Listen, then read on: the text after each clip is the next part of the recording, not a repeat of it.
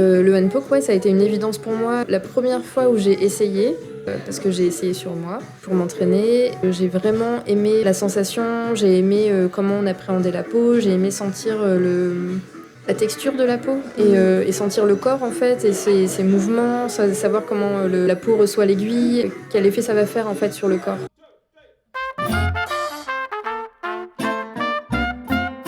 Bienvenue sur Escarbille, le podcast artistique qui met en lumière les parcours créatifs. Pour sa 6e rencontre, Escarbille vous emmène à la rencontre de Claire, aka Chien Fou, une artiste engagée dont l'univers onirique se révèle dans un large éventail de créations.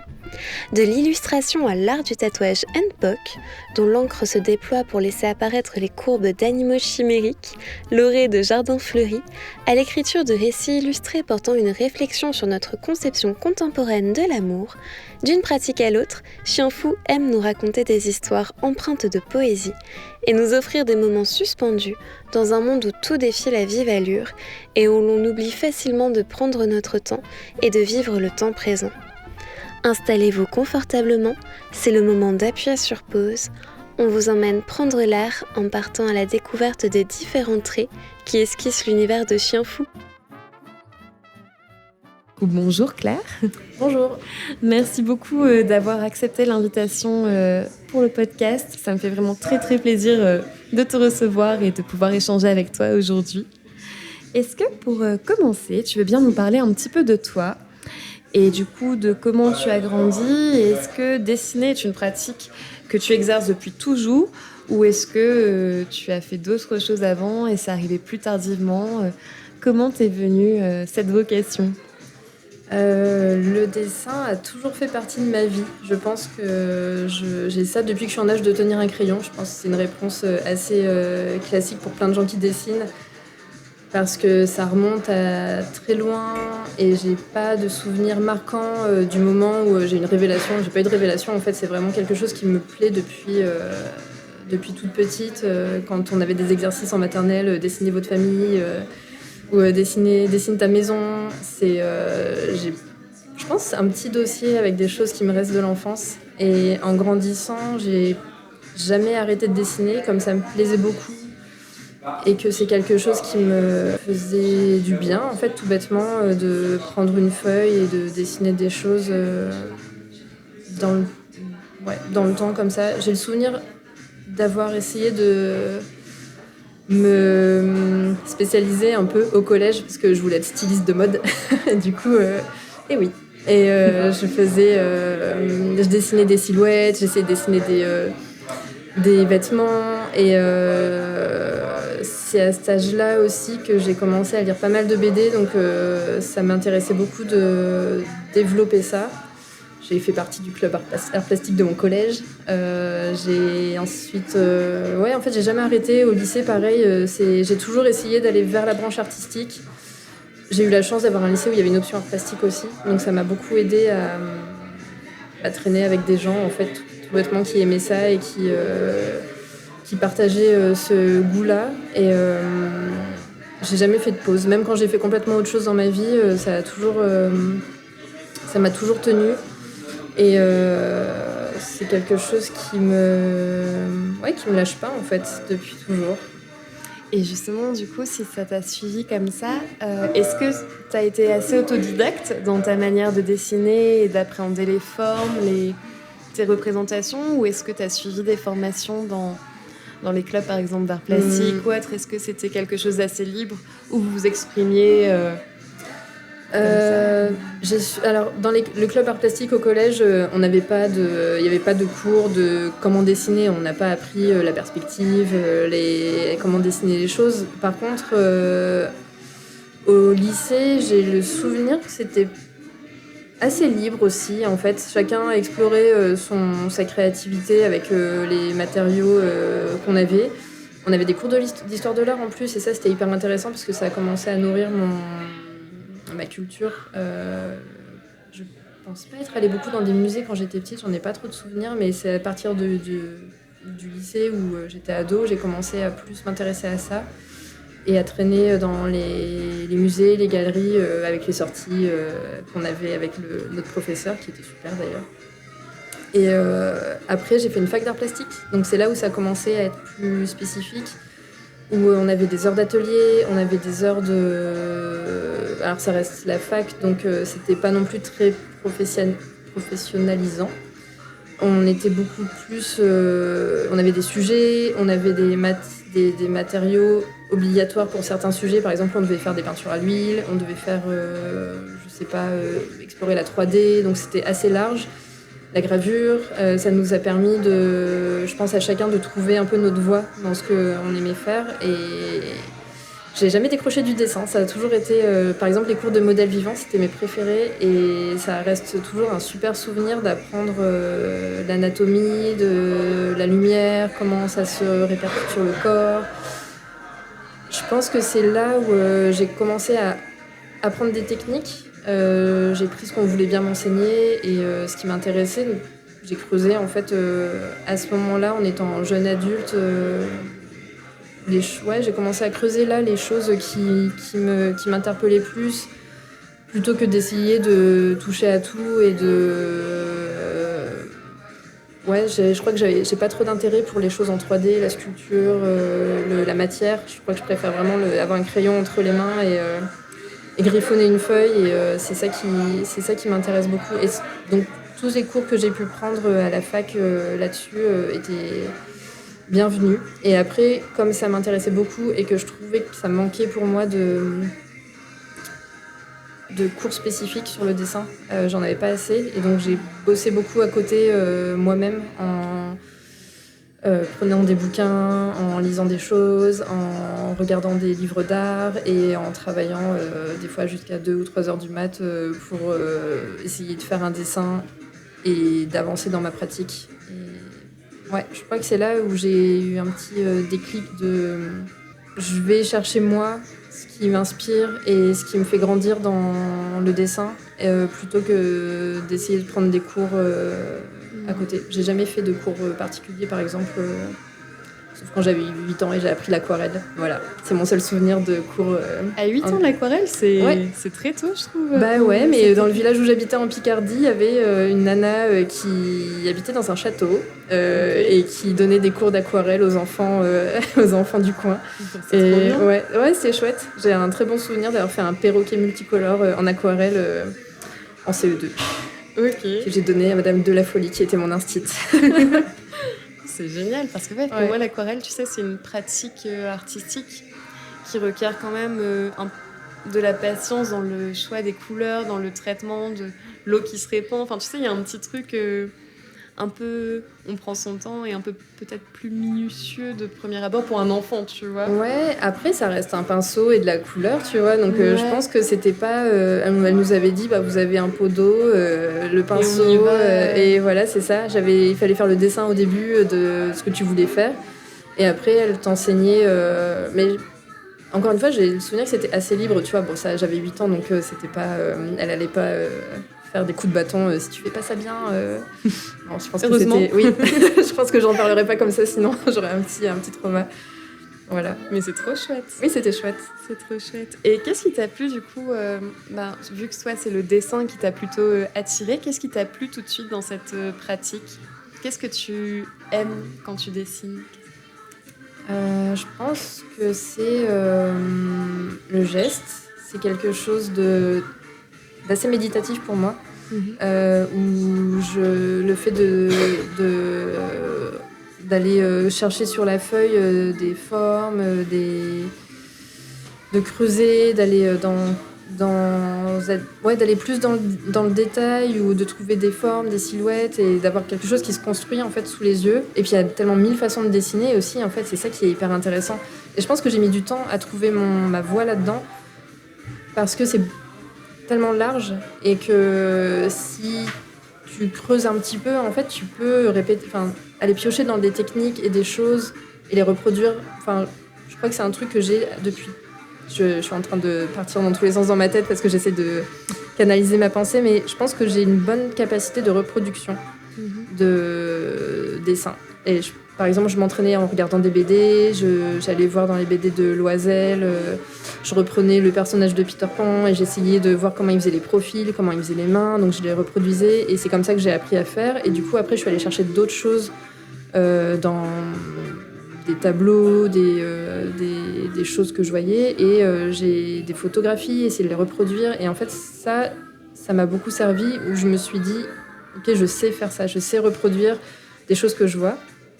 Et c'est là où c'est un peu compliqué, c'est après, qu'est-ce que tu vas, comment tu développes ton propre coup de crayon et ton propre style. Et ça, j'ai l'impression pour moi que ça a mis un temps infini avant d'arriver, parce que je suis pas née avec mon style et ma patte, et c'est un truc que j'ai dû travailler et chercher pour avoir ce trait qui fait que c'est moi en fait qui dessine et pas quelqu'un d'autre.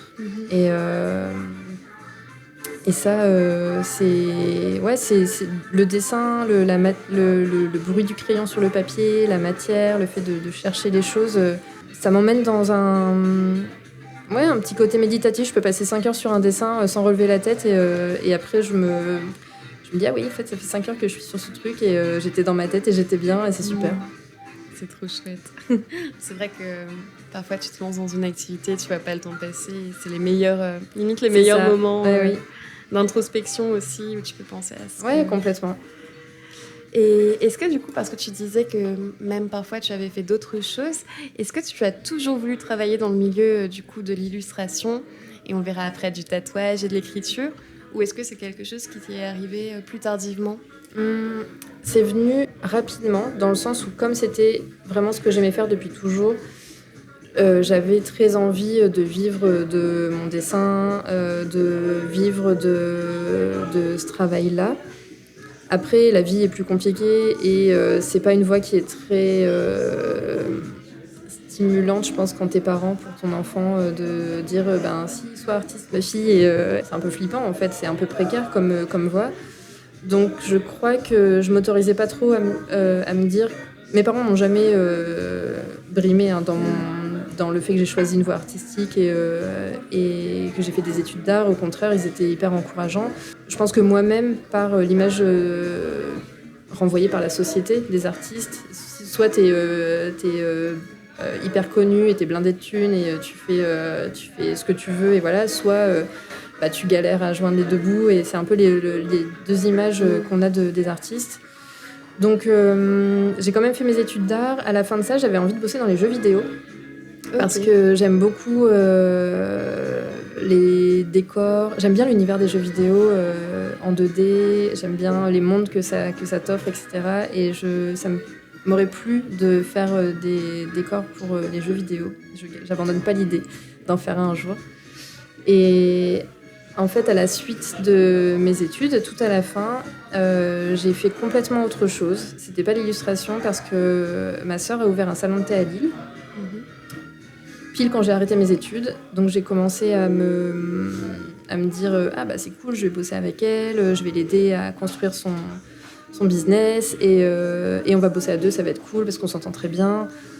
Donc j'ai commencé à faire du service en me disant je vais chercher des petits boulots à côté d'illustration en freelance, ou alors de répondre aux annonces de graphistes qui se présentaient. Et le truc, c'est que en fait, c'était tellement cool de bosser avec elle dans un univers avec le recul très féministe, parce qu'on était quasiment que des meufs à travailler là-bas, qu'on était vraiment une famille, on se soutenait, on s'entendait super bien. Ça a duré 8 ans, cette affaire. Mais j'ai jamais arrêté de dessiner à côté. Je faisais quelques expos, je continuais à répondre à des petites demandes pour faire des affiches de théâtre, des choses comme ça. Donc j'avais toujours ce pied dans le dessin, mais c'était pas ça qui me faisait vivre et qui me donnait de l'argent pour payer mon loyer et ma nourriture. Ouais, ça restait vraiment une activité secondaire dans ton mode de fonctionnement. C'est ça. Ok.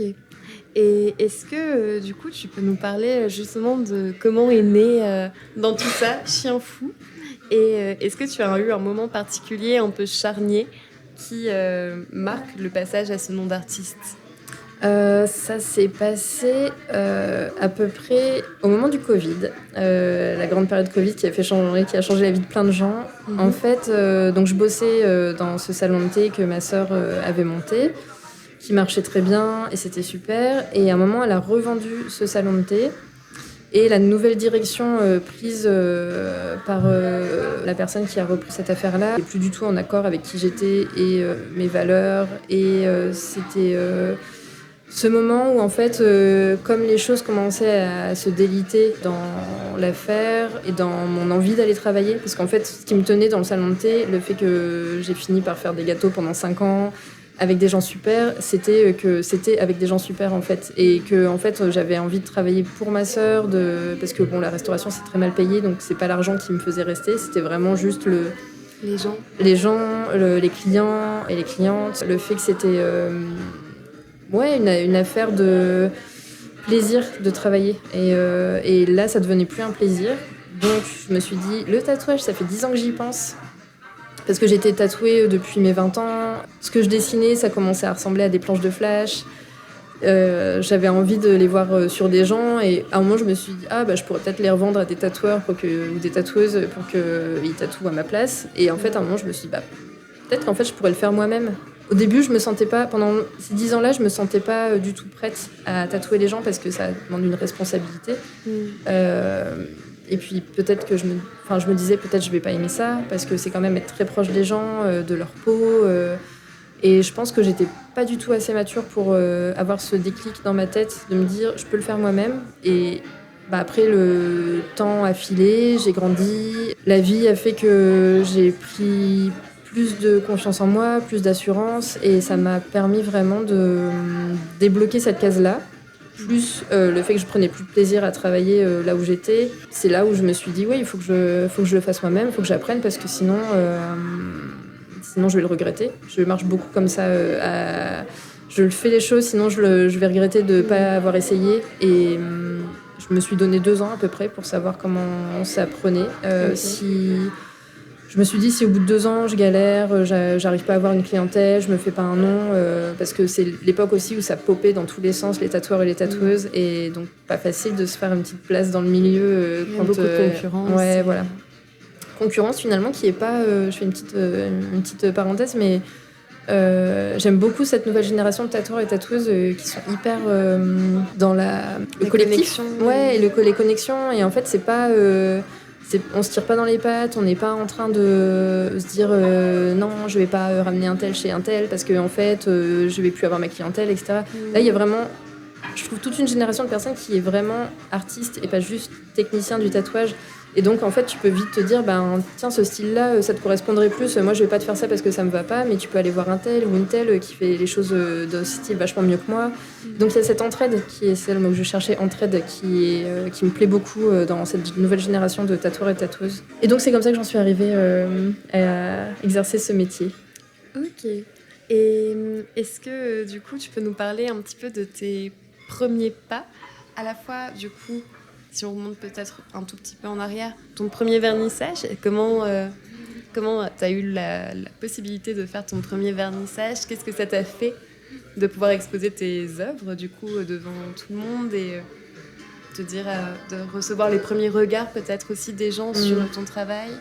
Qu'est-ce que ça t'a fait un petit peu Je pense que ça m'a fait beaucoup de bien parce que ça donne forcément de l'assurance de voir que ton travail plaît aux gens et que c'est très gratifiant en fait d'avoir un retour positif qui n'est pas que la famille et les amis.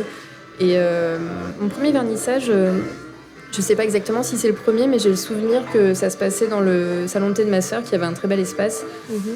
Et comme je sortais de la fac d'art plastique, tous mes amis créaient, on s'était dit on fait une expo collective.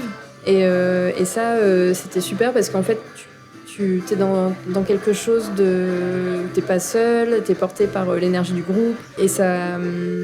en fait, je pense que l'énergie du groupe, moi, ça m'a vraiment aidée à prendre ma place et pas être la petite souris que j'étais qui voulait pas déranger et qui voulait pas embêter. Et porté par cette énergie-là, en fait, ça m'a permis... C'est comme un tremplin, en fait. Après, ça permet de te lancer et de dire ok, j'ai fait ça avec tous ces gens-là, c'était super. Peut-être que, en fait, maintenant, je peux faire les choses un peu toute seule et ça va être super aussi. Et jusque-là, c'est super. Donc, de gagner un peu en confiance. Complètement. Aussi. Ouais. Et du coup, ton premier atelier, comment ça s'est passé de te dire ok, là, nouveau cap, j'ai mon espace de travail, potentiellement mes futurs clients qui arrivent. Comment ça s'est passé, cette création de ton premier atelier et cet emménagement? Ça a été une décision assez évidente pour moi quand j'ai voulu faire du tatouage parce que je voulais pas faire ça sur le canapé de mon salon ou sur mon lit ou à l'arrache en fait. Je voulais faire quelque chose de professionnel tout de suite pour être prise au sérieux par le monde du tatouage parce que je sais très bien que je pense que dans tous les métiers en tout cas ça se propage vite, tu peux vite ne pas être prise au sérieux en disant oui bon un tel elle fait ça sur mon bout de canapé, c'est pas très sérieux, c'est pas hygiénique, c'est pas quelque chose, on va pas aller la recommander en fait si elle fait pas ça bien en fait. Et moi je voulais vraiment faire les choses bien, je voulais que ce soit carré, je voulais pouvoir recevoir les gens de la meilleure des manières en fait pour juste être professionnel et pas faire les choses à moitié. Donc j'ai décidé de prendre un atelier, j'ai un peu fouiné dans mon quartier pour voir s'il y avait des choses parce qu'il y avait un atelier collectif qui s'appelle Le Nouveau Lieu, qui était à 2 pas de chez moi et par chance, je pense que j'ai toujours beaucoup de chance sur ce genre de choses, par chance en fait ça c'est vraiment... Il y a un atelier qui s'est libéré à ce moment-là. J'ai été prise et en fait du coup j'ai pu installer j'ai partagé mon atelier avec Marie Gosselin qui est une artiste trop balèze, j'adore son univers si vous voulez aller voir ce qu'elle fait, c'est super, elle fait des choses très colorées, elle a une patte et un humour que j'aime beaucoup et donc j'ai partagé 2 ans je pense mon atelier avec elle, c'était très vivant, c'était un super espace, je pense, pour commencer, parce que c'était un atelier d'artiste et pas juste de tatouage, en fait. Où, évidemment, j'avais une table, je faisais les choses bien, tout était nettoyé, stérile et tout ça. Mais on avait scindé l'espace en 2, mais ça restait quelque chose de très chaleureux et très vivant, en fait, où il y avait des dessins accrochés partout, il y avait des plantes, on était vraiment dans quelque chose de... Ouais, comme un petit cocon artistique pour accueillir les gens, et ça plaisait beaucoup, et j'aimais vraiment beaucoup cette ambiance-là, c'était chouette. Ok, et puis du coup, tu avais quand même peut-être quelqu'un avec toi, je présume en tout cas que vous vous supportez un peu mutuellement et oui, complètement, vous poussez ouais. un peu l'une et l'autre. C'est toujours super de ne pas bosser en étant complètement seule parce que ça fait... Je pense qu'on tourne vite en rond quand on est tout seul. En tout cas, moi, j'aime bien être nourrie par les autres et j'aime bien être nourrie dans ce que je vois, dans les conversations. Quand on galère, on peut se dire tu vois, là, aujourd'hui, ça s'est passé comme ça. Qu'est-ce que t'en penses, t'étais là, est-ce qu'on ne pourrait pas améliorer, est-ce que ça aurait pas pu être autrement, ou elle aussi, elle me parlait aussi de des choses qui la faisaient galérer. En fait, c'est une énergie à 2 qui fait que en fait, tu restes pas coincé à tourner en rond dans ton bocal et ça t'emmène vers quelque chose de beaucoup plus stimulant. Ouais, ça t'insuffle une force un peu créative. Ouais, complètement. Et du coup, justement, on va rebondir un petit peu sur le tatouage. Tu utilises une technique que l'on appelle NPOC, qui consiste donc à ancrer la peau manuellement avec une aiguille et qui ne requiert donc aucune machine. Est-ce que tu as directement commencé avec cette technique et qu'est-ce qui t'a plu dans le choix de cette technique et qu'est-ce qui t'a donné envie de l'utiliser ? Le NPOC, je n'ai fait que ça. Je n'ai pas du tout tatoué à la machine. Alors j'ai des tatouages à la machine qui ont été faits par d'autres personnes sur moi, mais c'est pas du tout quelque chose que je voulais faire. En fait, pour être exact, c'est ce que j'ai cherché à faire au début parce que je connaissais pas le NPOC. Donc quand je me suis dit je vais faire du tatouage, j'ai commencé à chercher quelle machine je voulais prendre en me disant ok, je voudrais faire ça comme technique. Alors quelle machine me correspond le mieux ? J'y connaissais absolument rien. Et c'est en cherchant cette fameuse machine que je n'ai jamais vue du coup, où j'ai découvert en fait la technique du NPOC et ça m'a fait vraiment une révélation et un déclic en comprenant que c'était juste une aiguille, de l'encre, que ça faisait moins mal parce qu'en fait ça s'ancre. En fait on fait un point. En fait la machine c'est un peu le marteau-piqueur. J'utilise un peu cette métaphore à chaque fois. La machine c'est le marteau-piqueur et le NPOC c'est un peu de la broderie dans le sens où on pique point par point. et on bourrine pas la peau et c'est pas agressif, donc c'est moins douloureux, ça prend plus de temps, mais ça cicatrise mieux. Le corps est moins agressé en fait. Ça fait pas de bruit aussi. Et moi, je suis assez sensible au bruit. J'aime bien travailler dans le silence, donc le bruit d'une machine toute la journée, c'est pas quelque chose ça n'aurait pas fonctionné très longtemps. Donc le handpoke, ouais, ça a été une évidence pour moi et la première fois où j'ai essayé, parce que j'ai essayé sur moi pour m'entraîner, j'ai vraiment aimé la sensation, j'ai aimé comment on appréhendait la peau, j'ai aimé sentir la texture de la peau et sentir le corps en fait et ses mouvements, savoir comment la peau reçoit l'aiguille, quel effet ça va faire en fait sur le corps. Et je sais qu'avec une machine, ça fait du bruit, ça fait de la vibration, ça va vite, c'est un tracé, alors que le handpoke, ça se construit en fait, comme c'est une accumulation de points qui fait la forme et qui fait le remplissage et les lignes. C'est comme sculpter un dessin en fait. On commence par un endroit, on continue par un autre. C'est pas une ligne qu'on trace et ensuite une autre ligne qu'on va tracer, c'est vraiment un ensemble de points qu'on construit un peu comme on veut. En tout cas, moi, je le fais comme ça. Parce que deux handpokeuses n'auront pas la même technique, mais moi, je le fais comme ça. Et ouais, c'est quelque chose. C'est cet aspect méditatif, en fait, dont on parlait tout à l'heure dans le dessin, que je retrouve dans le handpoke, parce que accumuler les points, piquer, ça met dans une sorte d'état... je vais pas dire de transe, parce que ça allait un peu loin, mais c'est un état où répéter un geste, ça t'apaise. Ouais, c'est ça. Ça permet de se mettre dans une sorte de bulle dans sa tête et dans le geste qui me correspond complètement. Et j'aime beaucoup en fait le fait que ça prenne du temps. Au début, je voyais ça un peu comme un inconvénient. D'ailleurs, je me suis dit tout au début, ça n'ira pas parce que ça va être beaucoup trop lent. Je sais pas si je suis quelqu'un qui aime la lenteur. En fait, si. Spoiler. J'aime beaucoup en fait le fait que ça prenne du temps parce que c'est un temps qu'on peut passer avec la personne qu'on tatoue qui est privilégié et important parce que se faire ancrer, c'est pas anodin et c'est quelque chose qui reste pour toute la vie et c'est une expérience qui marque et si on le fait dans les meilleures conditions possibles, c'est super. Mais je pense que recevoir quelqu'un, dire salut, ok on fait ce tatouage, on passe 10 minutes, je le fais et puis c'est fini, donne-moi ton argent et au revoir. J'aime pas du tout ce rapport-là en fait. Il y a un rapport trop consumériste pour moi. Un peu déshumanisé aussi. Oui, alors après, je veux pas du tout dire que tous les tatouages à la machine sont faits de cette façon-là. Il y a des tatoueurs et des tatoueuses qui font un travail incroyable et qui sont des personnes super, qui reçoivent les gens de façon très humaine. Donc il n'y a pas que le handpoke qui donne cette façon de faire. Mais en tout cas, je sais que moi, j'aime beaucoup le fait de passer 2 ou 3 heures avec les gens, même pour des petites pièces, parce que ça prend vraiment du temps pour des petites pièces que tu pourrais faire 10 minutes à la machine. Mais ça a du sens pour moi de passer du temps avec les gens et de prendre le temps de parler avec eux, de les connaître, même si les personnes ne veulent pas parler, au final, c'est pas grave. En fait, c'est juste de passer un temps où on ouvre la porte sur la possibilité qu'il se passe quelque chose et que l'expérience soit aussi humaine et pas que je fais un dessin sur ta peau et tu me donnes de l'argent et c'est fini. Oui, tisser des liens et créer potentiellement des relations. Ouais, c'est important. Et justement, tu le dis un peu, ça prend du temps, le handpoke. Est-ce que justement, tu as commencé par ça, au début, tu as réussi à vivre de ça directement ou parce que je présume que du coup, le temps passé avec les gens, tu dois avoir un rapport, un ratio, forcément, production et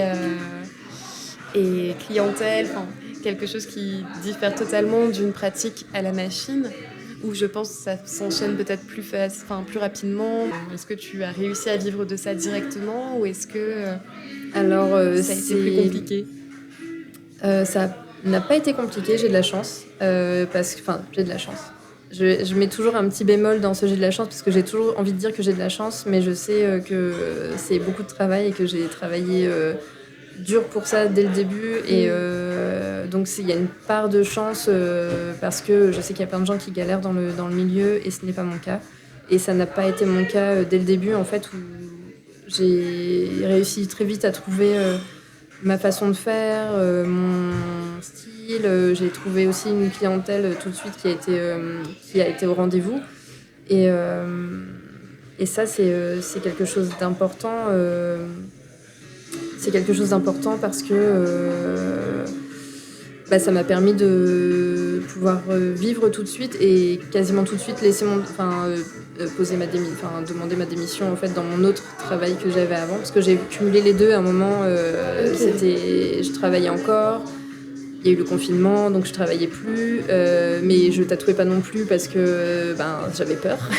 Toutes les personnes qui sortaient, et en fait tout le monde disait il faut rester chez soi, donc je pouvais pas aller travailler, en tout cas m'entraîner pour le N-Pop. Donc il y a eu ce moment de flottement entre je travaille plus dans le salon de thé, je travaille pas non plus pour être tatoueuse. En plus j'avais très peur parce que c'était pas le moment de changer de carrière en fait, avec le Covid et tout le monde était un peu paralysé, savait pas trop complètement. ce qui allait se passer. C'est tellement, alors c'est un peu vain de se faire tatouer dans un monde qui part en cacahuète et où tout le monde est en train de mourir dans tous les coins de la planète. Et je me disais mais en plus tout le monde est en train de changer de mentalité. Le tatouage, est-ce que ça va encore fonctionner dans 6 mois ou dans 1 an quand il n'y aura plus de Covid?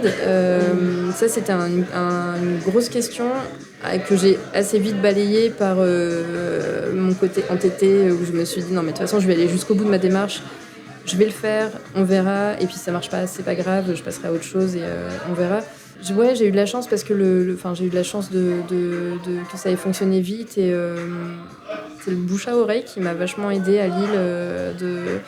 Tu tatoues quelqu'un qui va dans un bar et qui va, parce que Lille, on connaît l'ambiance lilloise, des gens qui sont partout dehors. Une autre personne voit ton tatouage sur quelqu'un en disant ah mais t'as fait ça où, et du coup c'est chafou. Et en fait je sais que moi ça a commencé comme ça, où ça a vraiment fait complètement, c'était le bouche à oreille, et ça fait du rebond et du rebond et du rebond. Et au final ça a bien fonctionné rapidement et vite. J'ai pas eu peur de pas pouvoir payer mon loyer à la fin du mois, et c'était très rassurant. Et aussi je pense qu'en ayant travaillé dans un salon de thé avant pendant longtemps, j'avais l'habitude de vivre avec peu d'argent. Je pense que ça m'a aidée à faire les choses bien, et puis j'ai commencé tard aussi en fait, je trouve. J'ai pas commencé à 20 ans, j'ai commencé à 32 ans je crois, ou 34 ans, et c'est un âge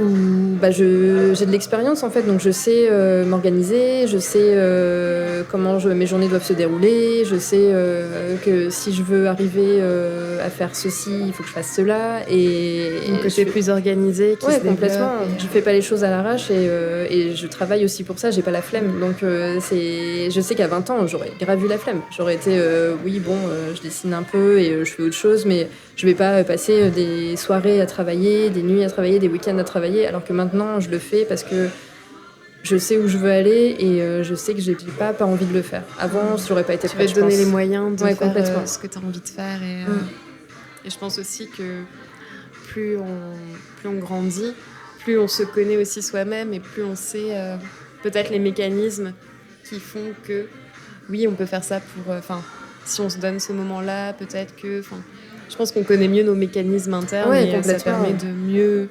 appréhender aussi c'est ça, notre façon de faire les choses.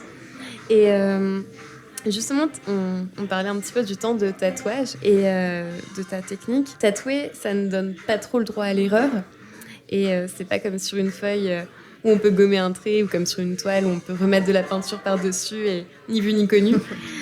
Ma question est la suivante du coup: comment on s'entraîne à tatouer? Il y a plein de façons pour s'entraîner à tatouer. La mienne, ça a été de commencer directement sur moi. Parce que la façon classique, on va dire, c'est de faire un apprentissage chez des tatoueurs et des tatoueuses, trouver un shop où quelqu'un veut bien t'apprendre. Sauf qu'à l'époque où j'ai commencé à essayer de faire cette voie-là, déjà c'est très bouché. Il faut percer 40 murs avant d'avoir peut-être la possibilité de faire un apprentissage. Et j'avais pas le temps de faire ça parce que j'avais une vie déjà très remplie avec 2 enfants, un boulot, et je pouvais pas me permettre de passer 10 heures dans un shop à servir des cafés, observer, attendre 1 an avant de toucher à une machine ou à avoir des clients. Et j'ai eu la chance d'avoir une conversation avec une personne qui m'a dit une phrase qui a déclenché, qui a enlevé ma peur en fait de passer à l'acte de tatouer en fait, qui m'a dit mais t'apprendras beaucoup plus en 6 mois toute seule qu'en 1 an dans un shop. Et elle m'a dit il va y avoir des moments de solitude, il va y avoir des moments d'erreur, il va y avoir des moments où tu auras juste envie d'abandonner parce que personne ne sera là pour te dire comment faire. Mais c'est comme ça qu'on apprend en fait, c'est comme ça qu'on grandit, c'est en faisant des erreurs et c'est des expériences. Et donc j'ai commencé à m'entraîner sur moi. J'ai fait mon premier tatouage sur moi, sur la cheville, parce que c'est un endroit où la peau elle est très tendue, donc c'est facile, je mets des guillemets quand je dis ça, parce que bon, c'était mon premier, je savais pas trop comment faire, mais je savais que j'allais pas, c'était pas un endroit compliqué. Et après, j'en ai fait un. Ça a très bien marché, c'était super. J'étais très contente, très enthousiaste en me disant c'est bon, je sais tatouer. Et voilà. Le deuxième, je me suis dit, forte de mon expérience, je vais le faire sur la cuisse. C'est une peau plus molle. Moi, je vais faire un gros, très noir, grand. Et voilà, flop total. J'ai eu trop mal au dos en le faisant. Donc j'avais pas mal dans le fait de tatouer, mais j'étais dans une mauvaise position. J'avais pas le bon matériel, je manquais d'expérience pour ce genre de tatouage, donc en fait j'ai fait un truc, j'ai fait un chien qui ensuite s'est transformé, comme j'ai bien bourriné la peau parce que j'avais pas le bon matériel, ça s'est transformé en bleu en forme de chien sur ma cuisse. Mais c'est un tatouage qui m'a énormément appris parce que ça m'a appris à ajuster le matériel, à ajuster la position que j'avais pour travailler. À savoir comment il fallait tendre la peau, à savoir comment mettre l'aiguille, etc. Et en fait, c'est comme ça que j'ai appris. Et après, c'est en faisant de plus en plus. C'est comme tout, en fait. C'est en faisant que tu apprends. Enfin, en tout cas, je sais que moi, c'est comme ça que je fais le mieux. Et c'est comme ça que ça m'a... Ouais, je suis devenue tatoueuse. J'ai fait ça sur moi et ça m'a fait grandir dans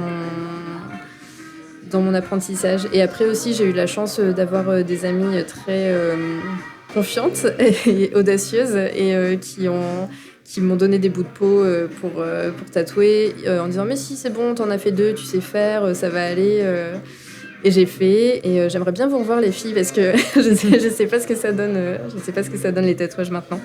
Mais ouais, c'est vraiment grâce à toutes les personnes qui ont bien voulu me prêter, en me faisant confiance, des bouts de peau que j'ai grandi dans mon expérience de tatoueuse. Et ça t'a fait quoi la première fois que t'as tatoué quelqu'un d'autre que toi, du coup, le premier morceau de peau, entre guillemets, qui t'a été confié et où tu t'es dit « Ok, là, je fais un truc et ça va être à tout jamais sur cette personne. » Et ça, enfin, tu sais. C'est très flippant. J'essaye de pas communiquer mon stress parce que je sais que c'est un peu nul de dire j'ai très peur, je vais te piquer. C'est un peu nul pour la personne qui se fait piquer. Mais non, ouais, c'est à la fois flippant, à la fois grisant parce que ça veut dire que ouais, on atteint une assurance que j'avais pas du tout pendant tout le reste de ma vie en fait. Donc en fait, ça donne ouais, de la joie et de l'enthousiasme de se dire ok, en fait, je fais ça et ça a l'air d'aller, ça se passe bien, c'est cool. Ouais, c'est assez grisant. Et ça te fait quoi aujourd'hui de voir parfois, je sais pas, dans la rue ou autre, tes tatouages? C'est très bizarre parce que j'ai pas l'impression de me reposer sur mes lauriers en me disant waouh, je suis très connue et tout va bien et voilà. En fait, j'ai toujours un peu du mal à réaliser que j'ai fait ça et en même temps c'est toujours très ça me fait super plaisir en fait parce que les gens gardent un bon souvenir et moi aussi. Et je suis toujours très heureuse de voir les tatouages un peu partout. Alors des fois c'est assez rigolo parce que Lille c'est un peu petit et quand je me balade avec des personnes pour des amis qui viennent de loin, qui sont pas de Lille, pour leur faire visiter, à chaque fois je croise des gens que j'ai tatoués dans Lille, donc c'est un peu le côté drôle d'avoir tatoué beaucoup de personnes à Lille. Oui, bah oui, j'imagine. Mais tu t'as tatoué qu'à Lille ou est-ce que parfois, justement, tu disais que dans les shops, il y avait des petites visites d'un tatoueur ou d'une tatoueuse, du coup. Est-ce que toi aussi, t'as fait des petites visites comme ça à droite à gauche ou est-ce que t'es restée 100% lilloise? Pour l'instant, je suis restée 99% lilloise parce que j'ai fait un guest à Lyon l'année dernière à la Sirène à deux têtes qui s'est très bien passé. Elles sont super, allez-y, les yeux fermés. Mais en fait, ma vie me permet pas de bouger tout le temps et j'ai de la chance parce que Lille c'est très bien desservi. Donc en fait, les gens viennent à moi et ça c'est cool parce que je pourrais pas me permettre de faire des guests tout le temps. Ça serait trop compliqué pour moi et mon organisation. Donc pour l'instant, je reste là. Après, c'est pas exclu que dans quelques temps, mois, années, j'en sais rien, je sois quelqu'un qui bouge un peu partout. Vagabonde un peu plus. Ouais, ça se pourrait. Je suis pas fermée en tout cas, c'est juste vraiment une question d'organisation qui fait que ça m'empêche. Et tant que je suis à Lille, pour l'instant, c'est très bien desservi par le train. Tu as un univers graphique, du coup, justement, très particulier et qui, je trouve, très reconnaissable. Justement, on en parlait dans la rue, je pense qu'on reconnaît tout de suite un tatouage chien fou. Est-ce que tu as des influences graphiques, esthétiques particulières qui ont pu influencer ton univers ou des influences plus larges qui font partie de ta vie, de ton quotidien, de ta façon de vivre? Comment tu crées un petit peu tout cet univers chien fou? Je pense que ça passe beaucoup par l'observation de la vie en général. Je suis quelqu'un d'assez calme qui regarde beaucoup. C'est pour ça qu'on retrouve beaucoup ce thème animal-végétal dans mon tatouage, parce qu'en fait j'aime beaucoup passer. Je pense que j'aurais pu être une bonne, est-ce qu'on peut dire trappeuse, quelqu'un qui est pas pour chasser mais pour juste se balader, oui, ou prendre des photos en passant toute une nuit sous une tente pour prendre le cliché, etc. Bon, je ferai jamais ça parce que je suis frileuse et que j'aime bien dormir dans un lit confortable. mais j'aime beaucoup passer du temps à observer, à regarder les formes, à regarder les contours des choses. Des fois, je fais ce truc un peu bizarre depuis toujours, je pense, de faire les contours dans une pièce, par exemple, ou sur une route. En fait, il y a quelque chose qui se forme dans ma tête où les lignes, elles se tracent. Et je sais pas pourquoi je fais ça, parce que ça me sert pas beaucoup, je fais pas de dessin d'architecte ou de trucs comme ça, mais il y a ce truc d'observer, de comprendre l'équilibre entre le vide, le plein, et je pense que c'est pour ça que je fais beaucoup de choses très contrastées. Je fais pas des dégradés, c'est vraiment soit noir, soit vide.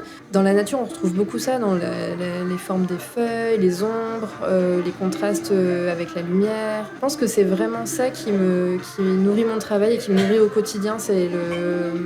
Je vais être la personne relou à la fin dans une balade qui va passer 3 heures à juste regarder la petite coccinelle qui passe ou les feuilles qui bougent, c'est trop joli. Et après, tout le monde est loin devant et doit m'attendre pour avancer. En plus de ça, comme je disais tout à l'heure, j'aime beaucoup aller au musée et lire des livres d'art, des livres de photos, des BD aussi. Et tout ça, ça me nourrit. En fait, il y a comme une sorte de petit tiroir qui s'ouvre dans ma tête où je range ce que je vois. Ça se digère, ça se transforme dans... je pense en fait, c'est pas très conscient, mais c'est un travail, je pense, à l'intérieur qui se fait sur le temps et qui fait qu'à un moment, ça sort de manière très spontanée et très facile maintenant. Parce que, comme je disais, j'ai pas toujours fait ça et il m'a fallu du temps pour trouver mon style. Et je suis assez reconnaissante envers ma petite tête de maintenant savoir sortir les choses spontanément sans avoir de vide ou de peur de la page blanche. En fait, j'ai plus de panne sèche. En fait, ça vient peut-être parce que je fais ça tous les jours et que je le travaille et que j'ai de la chance de pouvoir en vivre et de pouvoir faire ça de manière quotidienne. Ça vient naturellement comme je sais pas, quelqu'un qui fait de la cuisine et qui sait quel ingrédient il faut prendre, ça je sais pas faire. En regardant le frigo, tu ouvres ta porte et tu dis ah tiens, je vais prendre ça, je vais faire un super plat. Je sais pas du tout faire ça, mais avec le dessin, ça marche comme ça. Et esthétiquement, est-ce que tu as des artistes ou est-ce que tu as des mouvements peut-être, d'une façon plus générale, des mouvements artistiques ou autres, qui ont inspiré un peu ta pratique et ton trait justement?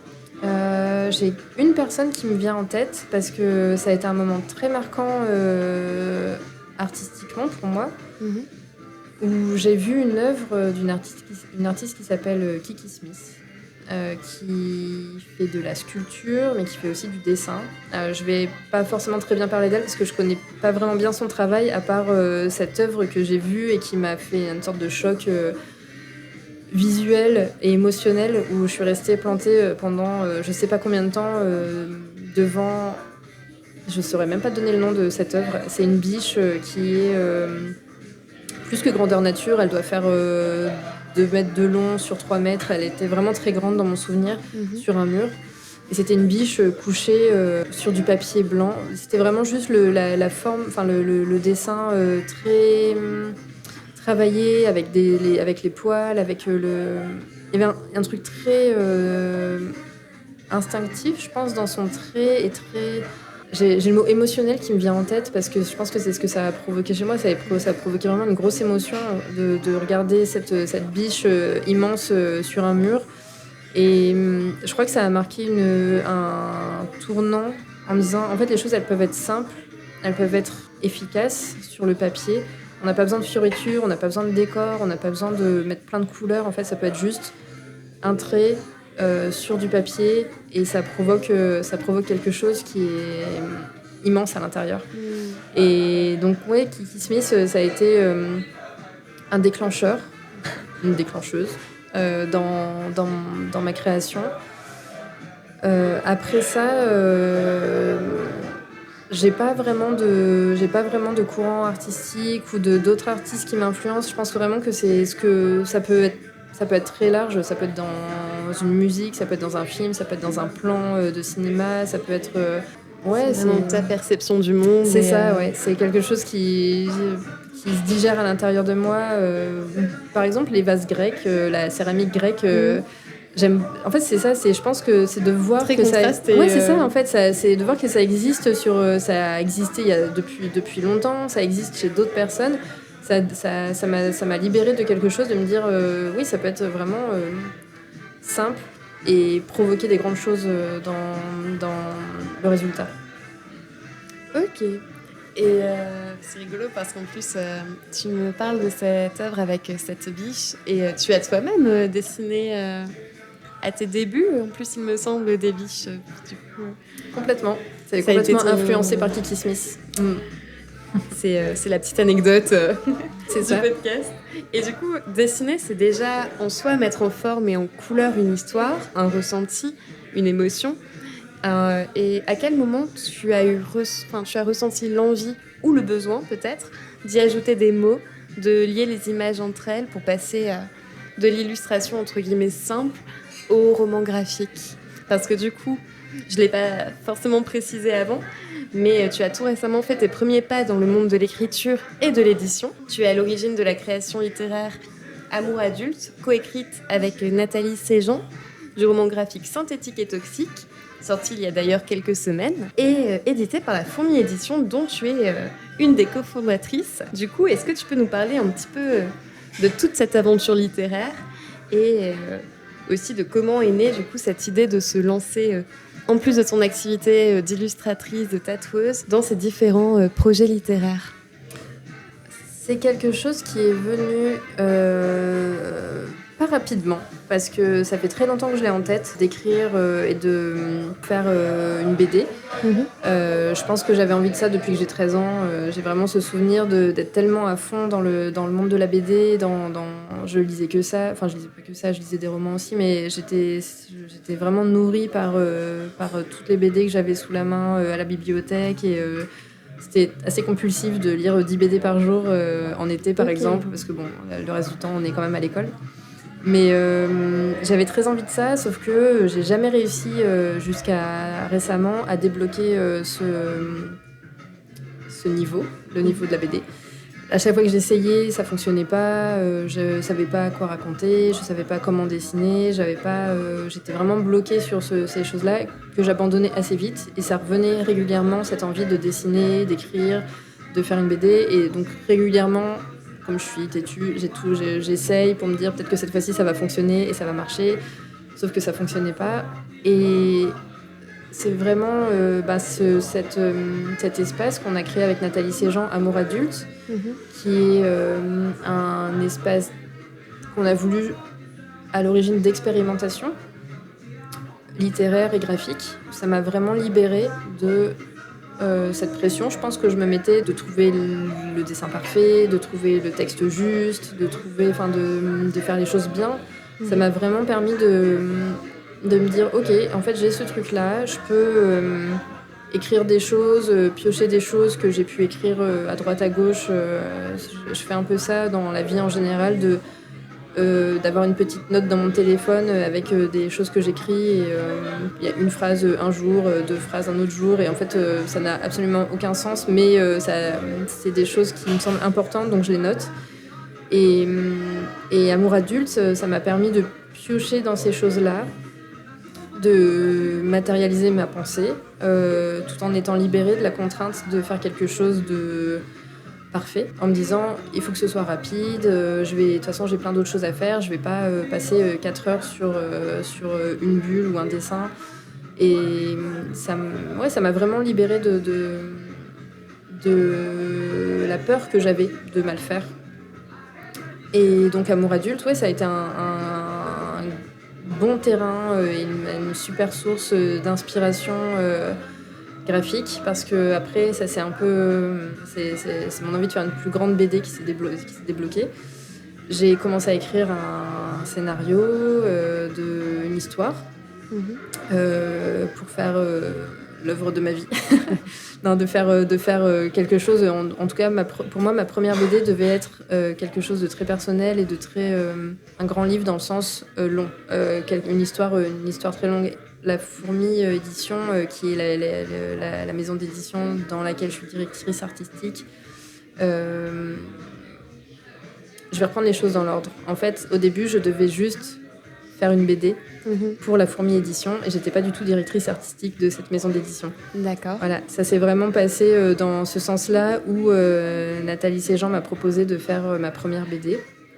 Il fallait que ce soit une histoire courte, donc pas du tout la grande BD de ma vie que je projetais de faire, parce que c'est une maison d'édition qui fait des récits courts, et donc il fallait que je pioche quelque chose d'autre de ma tête pour faire cette bande dessinée.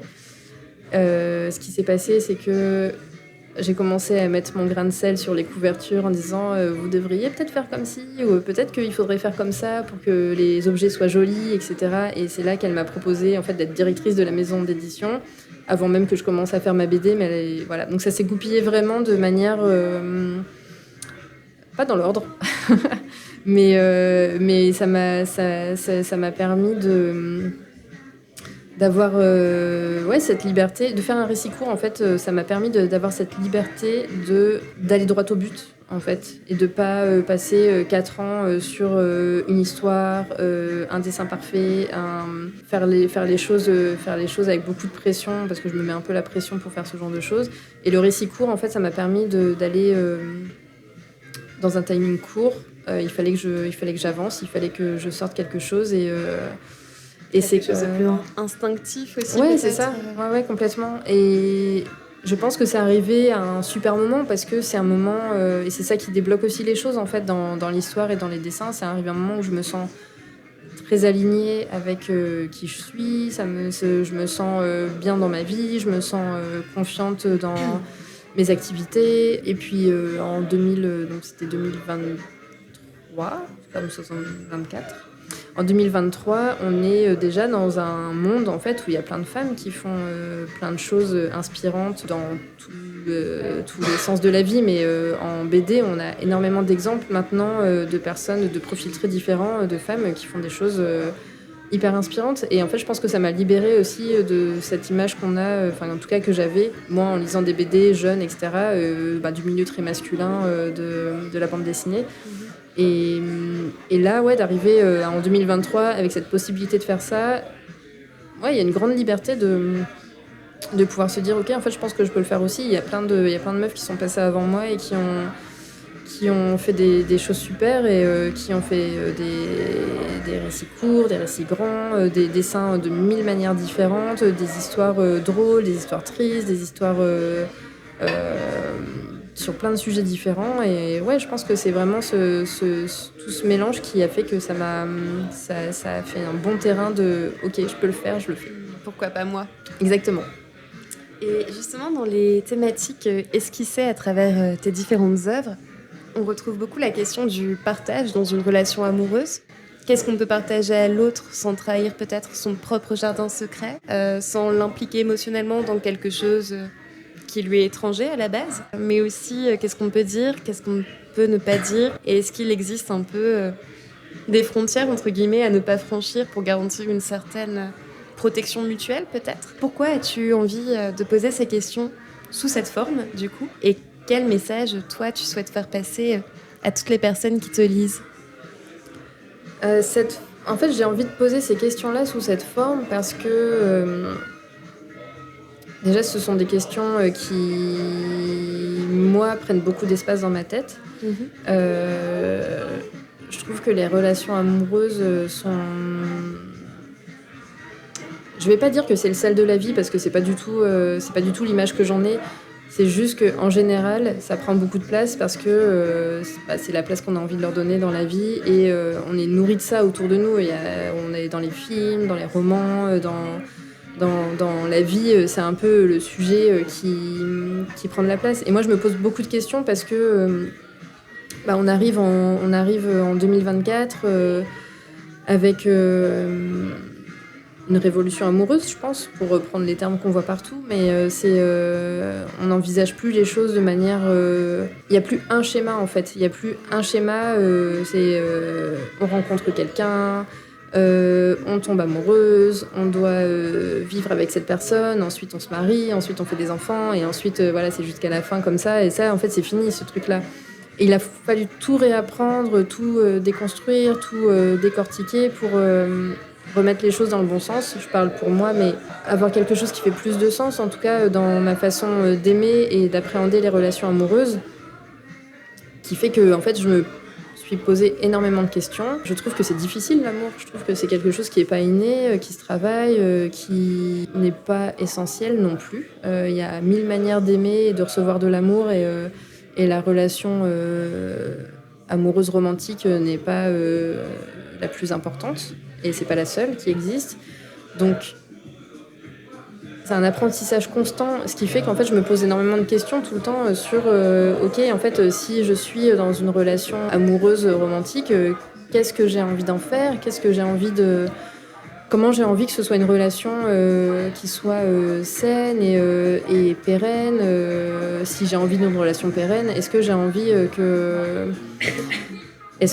que ce soit une relation qui repose sur les mêmes choses que tout le monde a vécu tout le temps depuis la nuit des temps? En fait, est-ce que j'ai envie que ce soit quelque chose qui ressemble à ce qu'on nous a appris, ce qu'on nous a dit, ok, il faut aimer comme ça, aimer comme ça. En fait, non, moi, ça me rend pas heureuse et ça, je pense que c'est ça qui fait que c'est un sujet très présent dans mes histoires.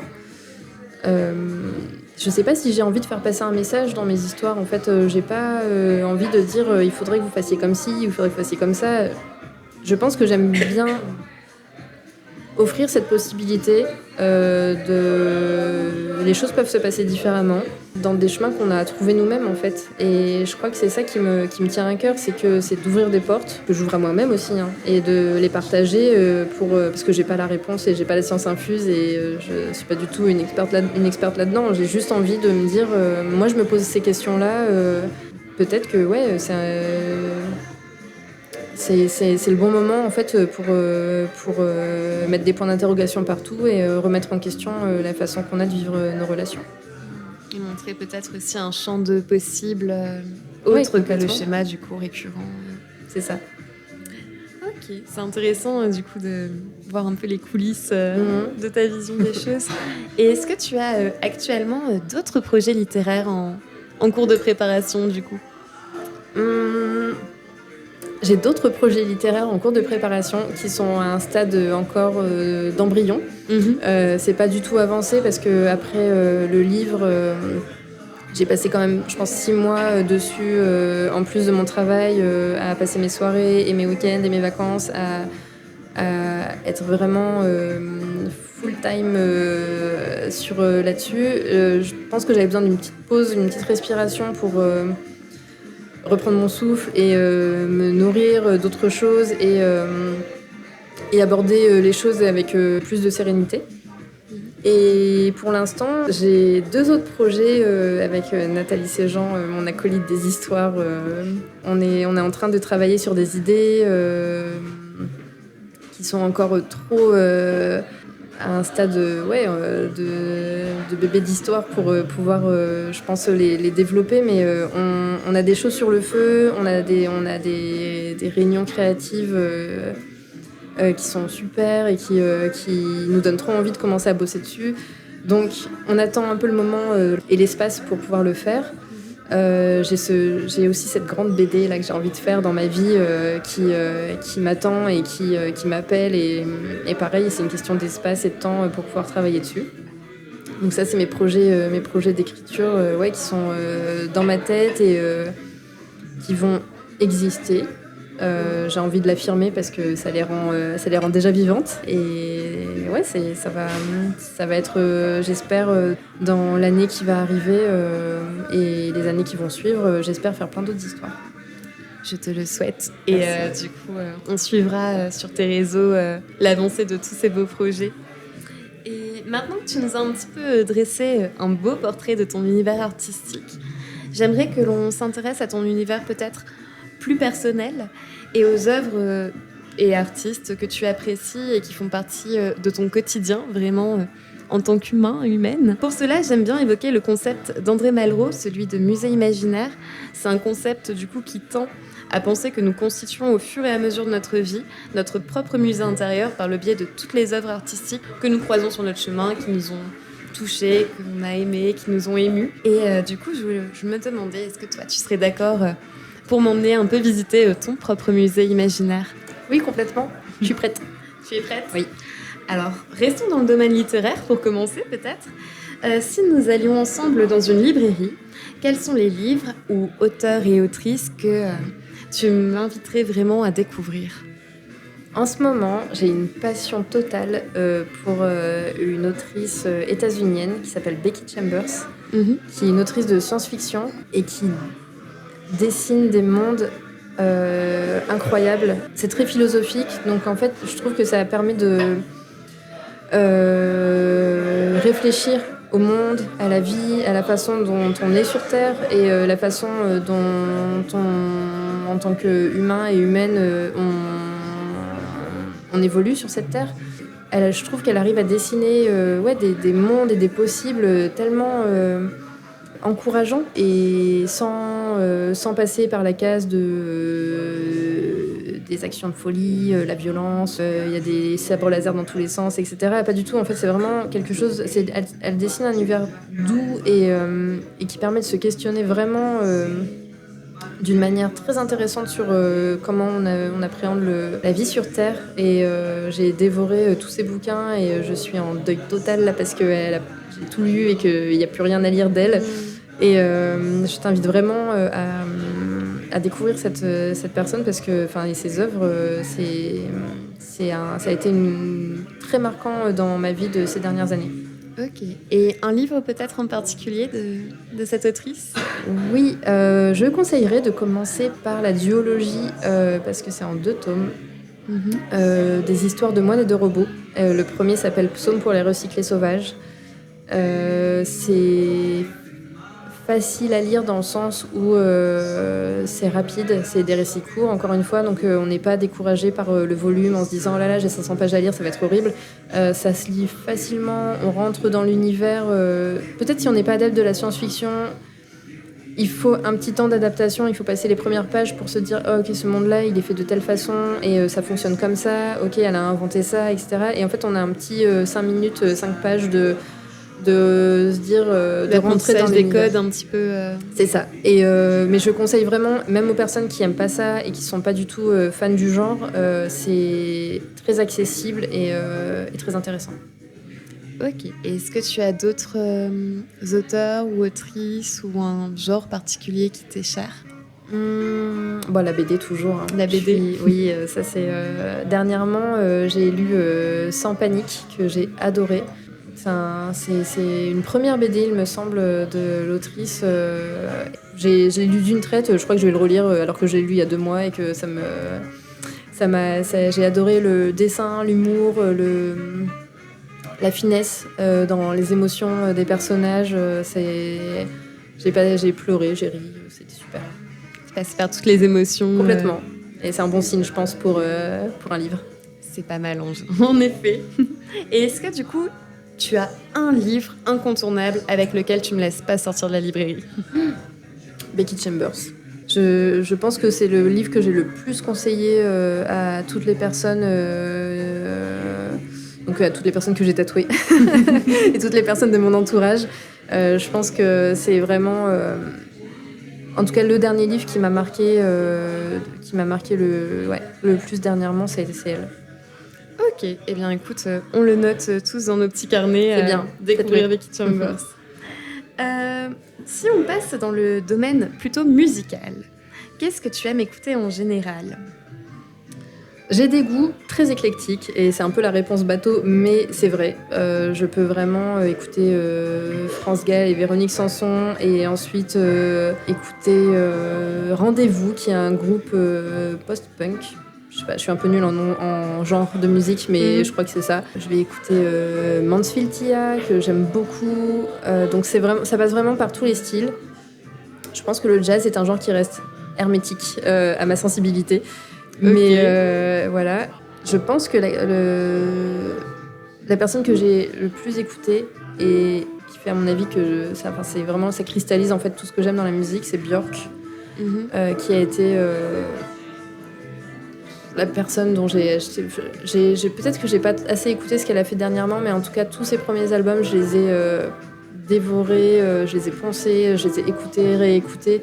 Et c'est une personne tellement inspirante dans sa manière de penser, sa créativité. Elle a été pour moi une source d'inspiration et de joie et d'émotion à tous les niveaux depuis toujours. Donc si je devais garder qu'une seule personne, ça serait Björk. Et si est-ce que tu as un album, un seul album, si je te disais, qui t'a marqué, que tu as vraiment en bande son de ta vie, entre guillemets, enfin, un seul album, est-ce que tu en aurais un qui te viendrait à l'esprit? Je vais rester sur Björk, forcément, parce que l'incontournable. L'incontournable Björk qui a fait Homogénique. Et est-ce que c'est le nom de l'album? Je suis même pas sûre. Peut-être que c'est le nom de la chanson, mais il me semble que c'est le nom de l'album qui s'appelle Homogénique. Je pense que je l'ai tellement écouté et réécouté que je le dissocie plus. Mais oui, je crois que c'est le deuxième album qu'elle a fait dans sa vie. Ok, eh bien, pareil, on note. Et du coup, je présume que si je te demandais si on allait à un concert ensemble, qui tu m'emmènes voir, sans grande surprise. Et bah peut-être pas. Peut-être pas. Ouais. Après, je crois que j'aurais trop aimé voir Barbara en concert. Ah. J'aime tellement Barbara que j'ai trouvé très sombre pendant toute une période de ma vie en me disant Barbara, bof, c'est quand même un peu darkos, c'est pas ce qui m'attire. C'est pas l'artiste la plus facile d'accès. Complètement. Et en fait, en grandissant et en écoutant un peu plus ses chansons, je me rends compte que c'est une personne très lumineuse. Et ça se sent pas comme ça au premier abord, mais quand on écoute et quand on a sa voix et ses paroles dans la tête, je trouve qu'elle est, c'est une personne très lumineuse dans les messages qu'elle. C'est subtil et on le voit pas forcément à la première écoute, mais je vous invite à écouter attentivement Barbara. Ok, pareil, on continue de noter. Et si on décide de se faire une soirée film, moi je m'occupe du popcorn, toi tu t'occupes du programme. Quel est ton programme idéal? Mon programme idéal en 2 temps. Il faudrait idéalement qu'on regarde 2 genres de films. Un film de science-fiction, un film de comédie musicale. Okay. Ah oui. Complètement, ça n'a rien à voir. Okay. Ouais. Mais c'est ça qui fait que c'est intéressant, c'est se nourrir de choses différentes et qui n'ont vraiment rien à voir. Mais donc on l'a compris, j'aime la science-fiction et ça me plaît beaucoup d'aller dans d'autres univers qui a priori n'existent pas. La comédie musicale, il faut qu'elle soit ancienne. Les films d'Amy, j'aime beaucoup Les Demoiselles de Rochefort, Podane. Quand ça pop dans tous les sens et que l'univers est complètement incroyable. Très coloré. Très coloré. Et à la fois, il faudrait aussi, alors du coup je rajoute une 3e comédie musicale à notre soirée, parce qu'un peu de science-fiction c'est bien, il faut 2 comédies musicales, il faut un film avec Julien Drouze, qui a fait La Mélodie du Bonheur, et Victor Victoria, qui est moins connu et que j'aime énormément, sur l'histoire d'une femme qui ne perce pas en musique et qui doit se faire passer sur un homme, qui doit se faire passer sur scène pour un homme, qui se fait passer pour une femme. C'est un peu complexe et c'est assez ancien, et j'aime beaucoup en fait ce truc de complexité qui aborde le genre, et c'est une œuvre qui m'a beaucoup marquée. Parce que je pense que c'était ma première expérience cinématographique de personne qui se travestit au cinéma pour en fait passer pour quelqu'un qu'elle n'est pas. Bon, je vous laisse découvrir ce film incroyable. Ça marche. Et du coup, dans la science-fiction, ce serait... T'as un titre qui te vient en tête ? En science-fiction, je pense que j'ai beaucoup aimé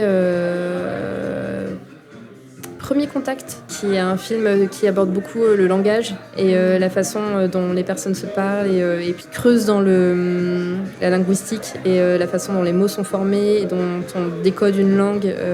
Ça m'a beaucoup marqué, ce film. Et qui est aussi quand même assez en décalage par rapport à ce qui est proposé dans ce type de film. Complètement. En général, et qui, je trouve, a vraiment son univers, son cachet. C'est ça. Et si on parle des arts plastiques et visuels, du coup, dans lesquels tu baignes également, quels sont les artistes que tu affectionnes tout particulièrement ?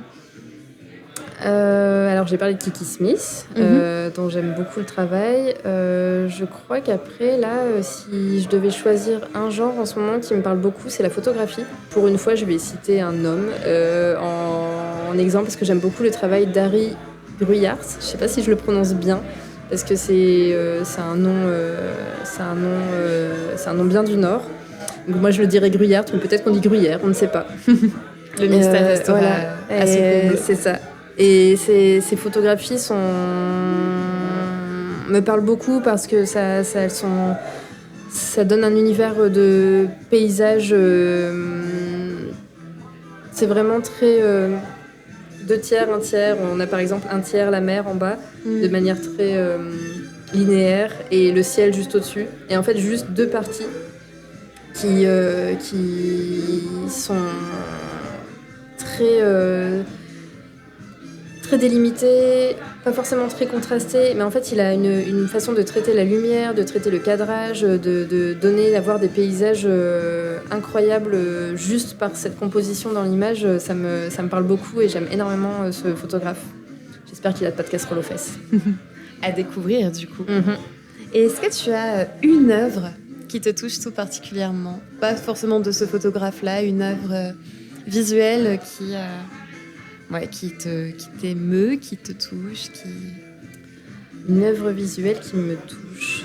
Ou qui t'a marqué à un moment pour une raison ou une autre. Je pense que je peux pas citer une autre œuvre que La Biche de Kiki Smith. En fait, quand j'y pense, là, il y a plein d'images qui se mélangent dans ma tête. C'est-à-dire que j'ai des œuvres qui pop, mais tout part. Et tout s'enfuit, etc. Et en fait, il y a juste Kiki Smith et sa biche qui restent en gros. Donc, je vais rester fidèle à Kiki Smith et sa fameuse biche. Eh bien, pareil, je mettrai un petit post pour qu'on puisse découvrir cette œuvre sur les réseaux. Et du coup, ma toute dernière question est la suivante, parce que la rencontre commence à toucher à sa fin.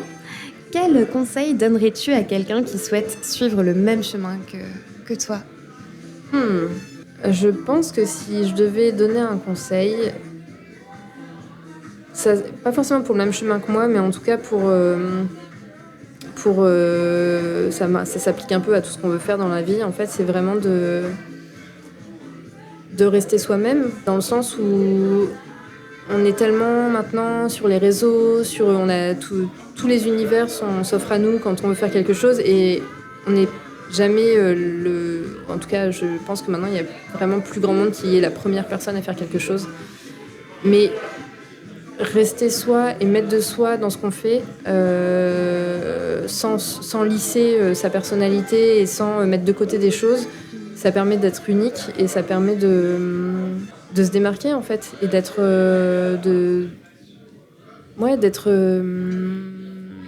une valeur ajoutée parmi toutes les choses que si on prend un métier par exemple, je sais pas, on va dire tatoueuse, parmi les 1000 personnes qui vont faire du tatouage, mettre vraiment de soi et ne pas se dire je vais faire ça de telle façon parce que ça plaît aux gens. Je vais faire ça, je vais faire ce genre de thème parce que ça plaît, je vais faire ça. En fait, juste faire ce qui nous plaît à nous.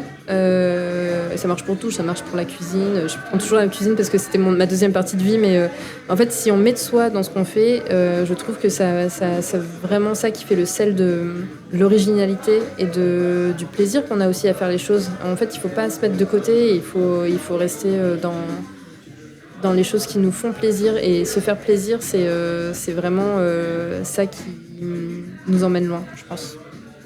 Ok, c'est un super joli message.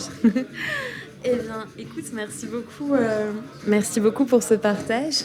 Et est-ce que tu as prévu des choses pour la suite ? Notamment, je pense aux petits autotacts que tu sèmes sur ton compte Instagram quand tu nous parles du tarot sans nom, où on voit parfois des petites esquisses, un coup oui, un coup non. Est-ce que c'est un projet que tu as encore en stade de conception, de projet, peut-être un aboutissement qui arrive bientôt ? Où en est ce fameux tarot ? Alors, ce fameux tarot est fini. Il est prêt dans ma petite boîte de choses qui doivent exister dans le monde. Il manque peut-être une ou deux petites finalités pour qu'il arrive sur Terre, mais il est aussi un peu en stand-by parce que ça dépend pas que de moi, et je suis pas... j'ai pas du tout envie de me lancer dans l'auto-édition de ce tarot parce que d'une part j'ai pas le temps de faire ça, et j'ai pas forcément l'envie parce que c'est pas du tout quelque chose que je sais faire, et quelque chose dans laquelle j'ai envie de mettre mon énergie. Mm-hmm. C'est-à-dire de réfléchir à comment fabriquer, par qui passer, quelle boîte il faut faire, comment vendre, etc. C'est pas trop mon talent, et je pense que pour l'instant, si je peux éviter de le faire, j'évite de le faire. Si à un moment les choses traînent trop et que ce tarot commence à être un peu trop mis de côté pour exister, je vais le faire, et il viendra au monde. Mais pour l'instant, je suis un peu plus dans l'attente de la personne qui doit l'éditer pour qu'il existe. Donc j'ai envie de dire, il va exister, il n'est pas du tout oublié, et je vais faire des petits œufs de Pâques encore pour montrer à quoi il va ressembler, pour que ça prenne vie à un moment. Mm-hmm. Ok, du coup on reste connecté à l'affût. Tout à fait. Et est-ce que du coup tu as d'autres choses que ce fameux tarot sur le feu ? Est-ce que tu as des événements ou des dates que nos auditeurs et auditrices doivent noter dans leur agenda pour te rencontrer ? Ce que j'ai sur le feu actuellement, il y a des livres qui vont sortir que je n'ai pas du tout fait, mais dont j'ai fait la couverture. Qui vont arriver, il me semble, au mois d'octobre. Je vais aussi faire des concerts dessinés avec Sasso, qui est une artiste qui fait de la musique et avec qui j'ai fait quelques concerts dessinés. Et on va avoir une petite tournée qui arrive au mois de novembre. Potentiellement d'autres concerts qui vont arriver, mais on n'a pas encore tout à fait les dates. Il va y avoir aussi plusieurs rencontres en librairie qui se profilent pour la fin de l'année et le début d'année prochaine et le printemps qui arrive. Mm-hmm. Il faut rester au taquet sur mon Instagram. Je communique toujours les dates pour les choses à venir. Donc pour l'instant, ce sont les projets que j'ai dans ma boîte. De beaux projets, et en plus quand même assez diversifiés oui. D'un à l'autre.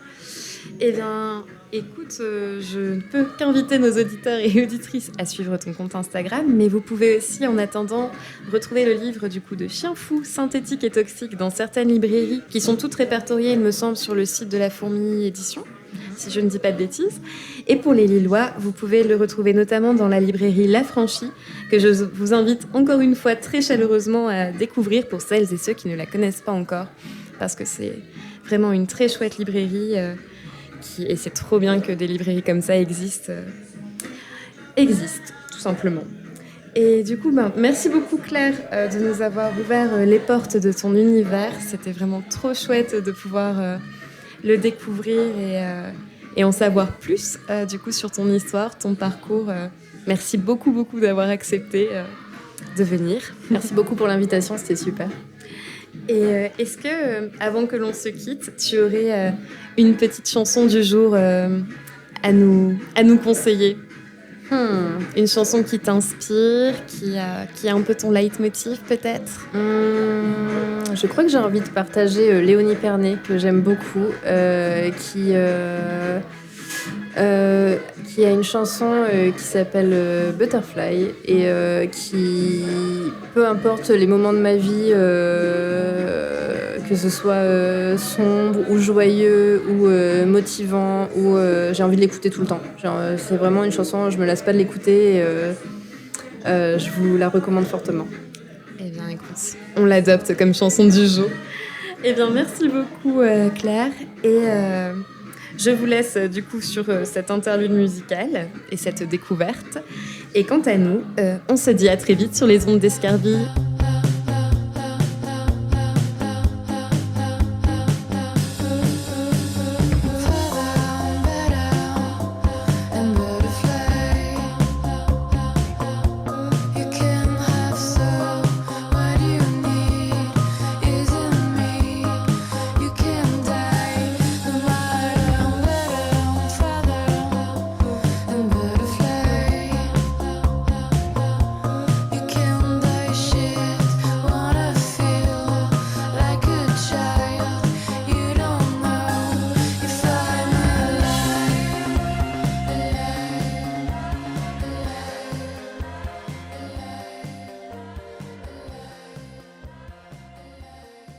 Tous les épisodes d'Escarbille sont enregistrés en public. N'hésitez pas à suivre toute l'actualité du podcast sur Instagram afin d'être au courant des prochaines rencontres et ainsi nous rejoindre, échanger avec les invités et vivre l'expérience Escarbille en direct.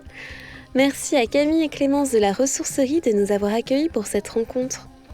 Escarbille est une production OV Studio avec à la production et à la réalisation Alizé Tételin et à la technique Ayman Rajaou Mitra.